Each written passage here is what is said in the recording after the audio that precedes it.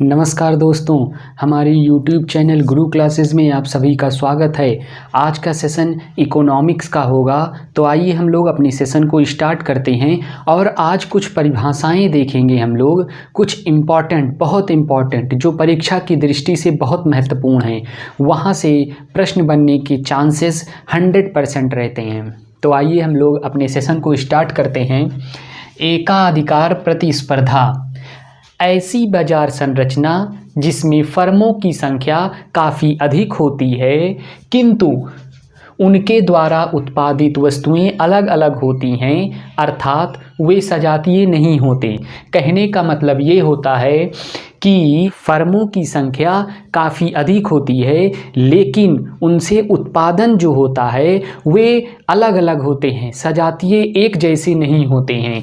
इस संरचना में फर्मों का निर्बाध प्रवेश और बहिर्गमन होता है। अगला है एकाधिकार, वह बाजार संरचना जिसमें केवल एक ही विक्रेता होते हैं तथा बाजार में किसी अन्य विक्रेता के प्रवेश को रोकने के लिए पर्याप्त नियंत्रण होता है।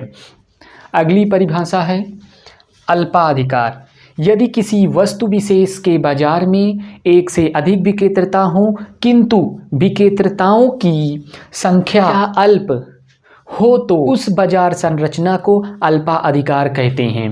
कहने का अर्थ यह हुआ कि बाजार में एक से अधिक विक्रेता हों, लेकिन वे बहुत ही कम हों, जैसे 2 हों, 4 हों, 3 हों, तो उस बाजार को अल्पाधिकार कहते हैं। अल्पाधिकार की एक विशेष स्थिति आती है जब बाजार में सिर्फ 2 ही विक्रेता हों, तो उसे द्वैधाधिकार कहते हैं। अल्पाधिकार की एक विशेष स्थिति जिसमें केवल 2 विक्रेता हों, उसे द्वैधाधिकार कहते हैं। सरकारी घाटा क्या है? जब सरकार राजस्व से अधिक व्यय करती है तो इस स्थिति को बजटीय घाटा या सरकारी घाटा कहते हैं। कहने का मतलब तात्पर्य ये है कि सरकार की आय कम है और व्यय ज़्यादा है। घरेलू उत्पाद जीडीपी का मतलब ग्रॉस डोमेस्टिक प्रोडक्ट, किसी अर्थव्यवस्था द्वारा एक वर्ष में उत्पादित सभी वस्तुओं एवं सेवाओं का अंतिम मौद्रिक मूल्य ही उसका सकल घरेलू उत्पाद कहलाता है। जीडीपी में होने वाला वार्षिक प्रतिशत परिवर्तन ही किसी अर्थव्यवस्था की वृद्धि दर है।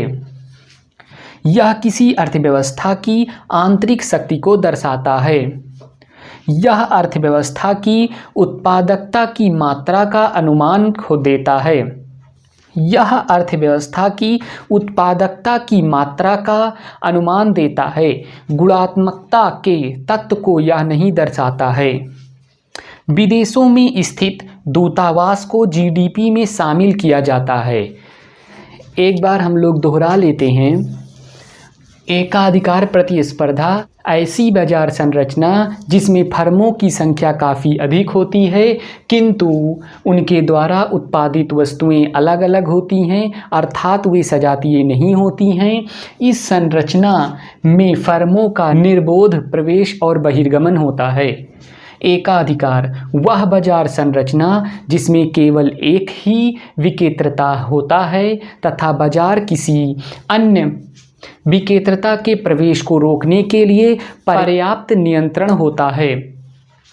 अल्पाधिकार, यदि किसी वस्तु विशेष में बाजार में एक से अधिक विक्रेता हों, किंतु विक्रेताओं की संख्या अल्प बहुत कम, जैसे मात्र 3 या 4 विक्रेता हों, तो उस बाजार संरचना को अल्पाधिकार कहते हैं।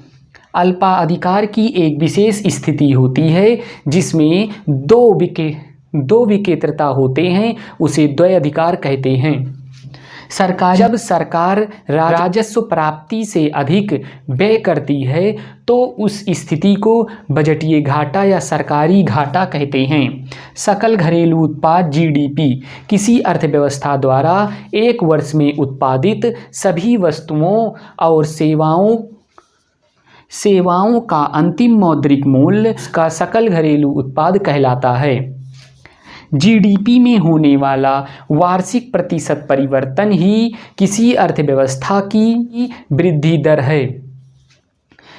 यह किसी अर्थव्यवस्था की आंतरिक शक्ति को दर्शाता है। यह अर्थव्यवस्था की उत्पादकता की मात्रा का अनुमान देता है। गुणवत्ता के तत्व को यह नहीं दर्शाता है। देशों में स्थित दूतावास को जीडीपी में शामिल किया जाता है। अगर आप लोगों को ये सेशन पसंद आया हो तो आप लोग वीडियो को लाइक, शेयर और चैनल को सब्सक्राइब करना ना भूलें। धन्यवाद।